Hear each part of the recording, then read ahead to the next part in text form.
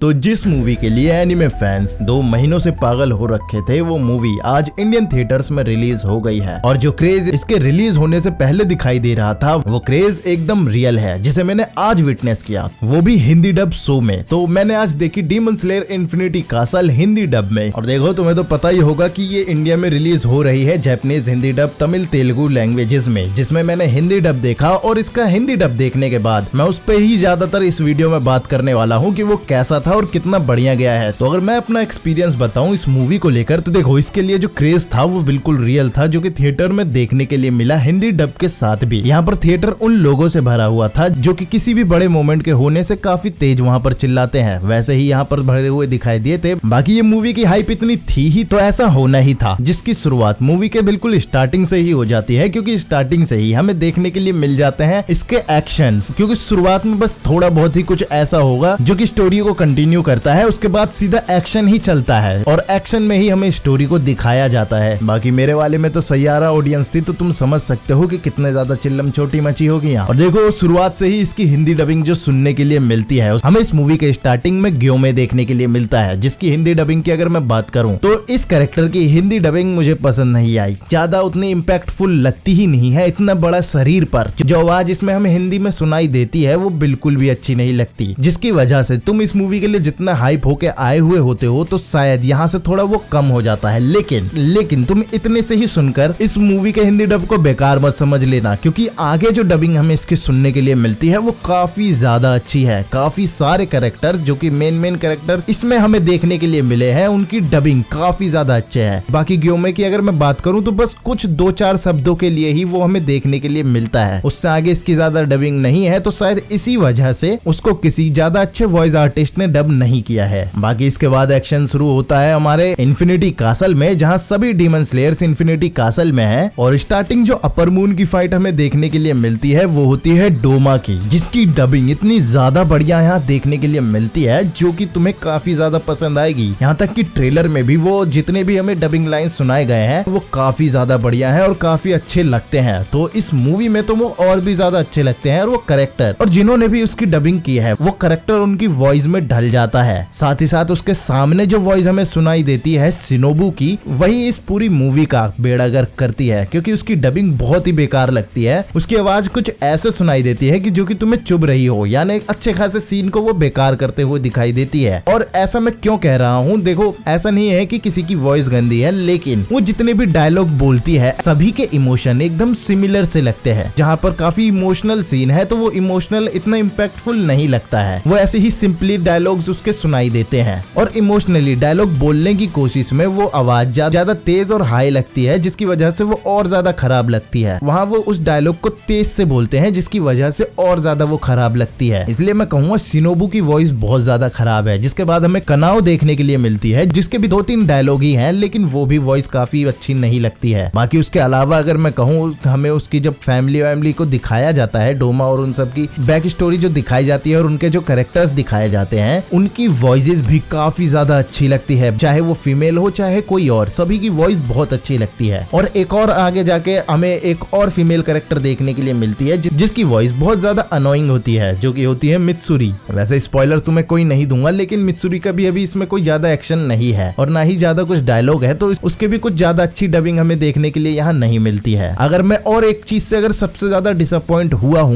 तो वो होगी मुजान की वॉइस, जो कि संकेत महात्रे जी की नहीं है। मुजान की वॉइस यहाँ चेंज की गई है, संकेत महात्रे ने मुजान की वॉइस को नहीं दिया है, क्योंकि मुजान के भी बहुत ही कम डायलॉग्स हैं, तो इसकी वजह से ही उन्होंने अब हिंदी डब में ज्यादा बजट अपना नहीं डाला, तो इसीलिए हमें शायद मुजान की वॉइस संकेत महात्रे के रूप में नहीं सुनने के लिए मिली। लेकिन मैं इससे यही कहूंगा कि आपको चीजें कंटिन्यू रखनी है और हाइप को एकदम सेम रखना है हिंदी डब को लेके, तो आपको अच्छी वॉइसेस भी रखनी पड़ेगी, वो भी हर पार्ट के लिए। ये नहीं कि बजट के चक्कर में आप चेंज ही करते जाओ। अब यही थी कुछ हिंदी डबिंग को लेकर जो भी हमें इसमें देखने के लिए मिली है। जिसके बाद डायरेक्शन और एक्शन की अगर मैं बात करूं, तो इसका एक्शन काफी ज्यादा बढ़िया है, जो कि पूरे मूवी में यही चलता है, सबसे ज्यादा चलता है। लेकिन एक्शन के बाद जो अगर एक चीज इस मूवी की जो बेकार चीज है, नेगेटिव पॉइंट है, तो वो ये है कि हमें एक्शन दिखाते हुए ही बिल्कुल एक्शन के मेन पॉइंट पे ही कट देखने के लिए मिलता है, जिसके बाद हमें कैरेक्टर्स की बैक स्टोरी देखने के लिए मिलती है, जिससे जो एक्शन का मजा तुम्हें जो आ रहा होता है स्क्रीन पे देखते हुए, वो एकदम ही गायब सा हो जाता है और फिर तुम एक्शन के मजे को पूरी तरह से नहीं ले पाते हो। बैक स्टोरी की फीलिंग्स और एक्शन का अंदर भरा हुआ रेज दोनों मिक्स हो जाता है और वो चीजें अच्छी नहीं लगती है, जो कि ये क्लाइमेक्स में भी करते हैं, जहां पर एकदम मेन फाइट चल रही है और बस गर्दन पे तलवार है कि हमें तुरंत बैक स्टोरी देखने के लिए मिलती है। बाकी इसके डायरेक्टर ने ये जो किया सो किया, मुझे तो थिएटर में अकाजा वाले एक्शन सीन पर ही इंटरवल देखने के लिए मिल गया, जिसकी वजह से जो फीलिंग एकदम मजा आना शुरू हुआ था वो एकदम ही खत्म सा हो गया और ठंडे होने के बाद फिर मुझे गर्म होना पड़ा इंटरवल के बाद। बाकी यही ऐसे इसमें चलता रहता है। इसमें जो कैरेक्टर्स की बैक स्टोरी है मूवी अच्छी तरीके से हमें दिखाती है और एनिमेशन तो क्या पीक लेवल जाता है, एक्शन लेवल और उसका एनिमेशन एकदम मस्त तरीके से जाता है। शुरुआती समय में तुम्हें लगेगा कि तुमने हाई बजट वाला एनिमे कोई एनिमे सीरीज ही देखा है, लेकिन वो धीरे धीरे जाकर दिखाई देता है कि हाँ ये मूवी के लिए ही बनाया गया एनिमेशन है, जिसे बड़े स्क्रीन पर देखना ही काफी ज्यादा एक्सपीरियंस है। अब बस यही था मेरा कुछ रिव्यू। मैं यही कहूंगा कि अगर तुम हिंदी डब देखने जा रहे हो तो यही एक दो कैरेक्टर को लेकर तुम्हें बस थोड़ा अजीब लगेगा, बाकी उसके अलावा हिंदी डबिंग इसकी काफी ज्यादा बढ़िया है। और मुझे पता है हिंदी डब को लेकर काफी लोग कहते हैं कि यार हिंदी डब कौन देखता है, तो मैं ये कहूंगा तुम हिंदी डब देखोगे तभी तुम सबटाइटल से बचकर अच्छे खासे एनिमेशन को थिएटर पर एक्सपीरियंस कर पाओगे, इसलिए काफी लोग उसको देखते हैं हिंदी डब में भी। और हिंदी डब में काफी फीलिंग्स को तुम अच्छी तरह फील भी कर पाते हो सबटाइटल से अलग। और एक बात और कहूंगा हिंदी डबिंग को लेकर कि इसकी स्क्रिप्टिंग बहुत अच्छी की गई थी, जिसमें डायलॉग्स काफी अच्छे थे और जो भी हमें ब्रीथिंग स्टाइल के फॉर्म्स देखने के लिए मिले या अटैक्स देखने के लिए मिले वो सभी हमें इंग्लिश में सुनाई देते हैं, यानी जो नाम है उसी नाम को वहाँ रखा गया है, कुछ अंधेरे का भंवर जैसा कुछ नहीं रख दिया है। बाकी इसका एक्सपीरियंस तुम्हें थिएटर में ही लेना चाहिए, तो जाओ देखो। अब बस अगर ये वीडियो तुम्हें पसंद आई हो तो वीडियो को लाइक कर दो अभी तक अगर तुमने नहीं किया है, और चैनल पर नए हो तो सब्सक्राइब जरूर से कर लेना। तो मिलते हैं अगली वीडियो में।